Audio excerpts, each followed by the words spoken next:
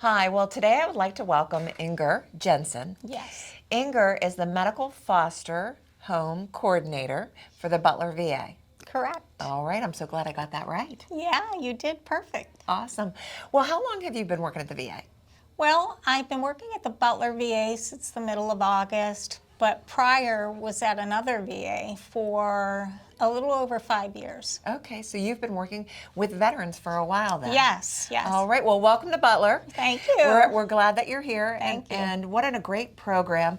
And I know we were talking earlier that this particular program that we're going to focus today, the Medical Foster Home Program for veterans, has existed for about 20 years, but it's new to Butler. Correct, that's right. Right, so you're building a new program right here in our community. Definitely. It's part of a rural expansion. Okay, well let's describe what this program is about.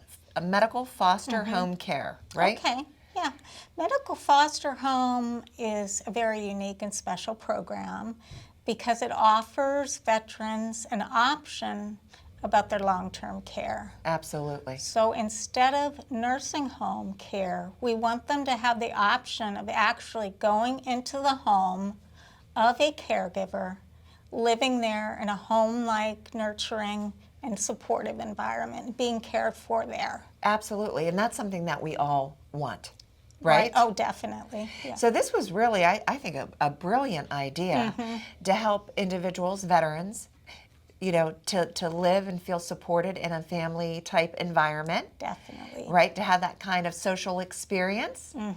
And love it, love it, love it. Yes. Okay, so now tell me, how does a veteran who's hearing this might qualify to be a part of this program? Okay, the veteran would have to be enrolled with the VA, Okay, eligible for services, all right. and also be willing to be part of a home-based primary care team. Okay.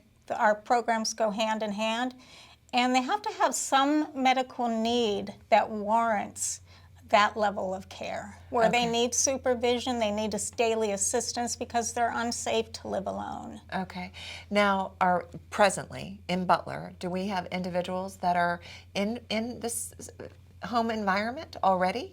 We do not have any established homes, so we Oh, are working feverishly. Okay, that's why you're here, right, Inger? Correct. That's okay. it. Yeah. So now what we do is we want to inform everybody and educate everybody how they could become a care provider for these veterans, right? What does that look like?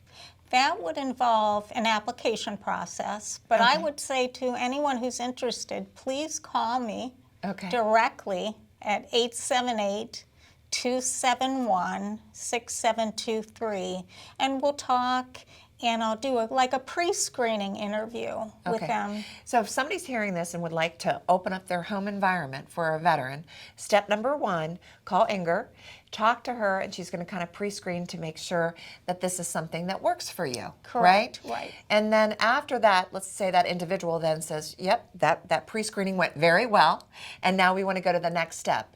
I'm making the assumption, but you tell me, is there like a home visit? Yeah, most definitely. If it looked like pre-screening passed, essentially, then we would go out to the home, meet more with the caregiver, go into more detail about the program, because we realize that it is a big commitment. Sure, sure. And we want them to know that we are supportive of them. We will provide services in the home for them through the home-based primary care team. Myself, I'll still be involved. All right, so they won't be on their own providing this care. Because I'm thinking like somebody like myself, I don't have any kind of like medical background or anything like that. Would the support team then help me so that I'd understand how to take care of that? Yeah, let me clarify that. The home-based primary care team goes in and offers like multidisciplinary support, nursing, nutrition. So there's a lot of different services, whatever the veterans might need, and you'll provide the support. Right. As far as the caregiving, though, the person who owns the home, the caregiver, has to be the primary caregiver. Primary caregiver. Right, and be in the home. Veterans are not permitted to be alone. And we also ask that they appoint 2 relief caregivers. So someone who can step in for them if they have something, they need to go to an appointment, they have a medical issue of some kind, that we want them to have a backup. Right. And if you're, really become involved in this, you can actually support more than one veteran within the same home, correct? Correct. You can take up to 3. Up to 3. And I do know, based on the funding and that's available, the caregivers are also then given provided like a stipend or something like that monthly? Right. At this point, the veteran would pay the caregiver directly. Okay.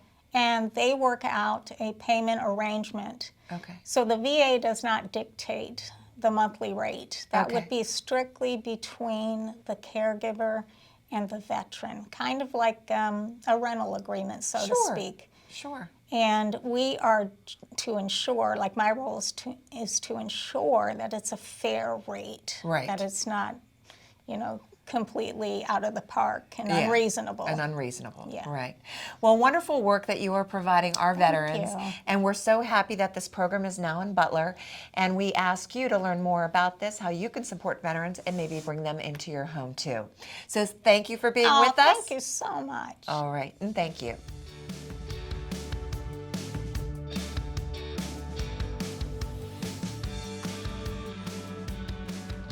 Thanks for watching this episode of the Butler Buzz. If you want to see more, just click on the playlist button up here. To keep up to date with all of Armstrong Neighborhood Channel, click on the subscribe button down here. Hey, I suggest you do both. See you next time.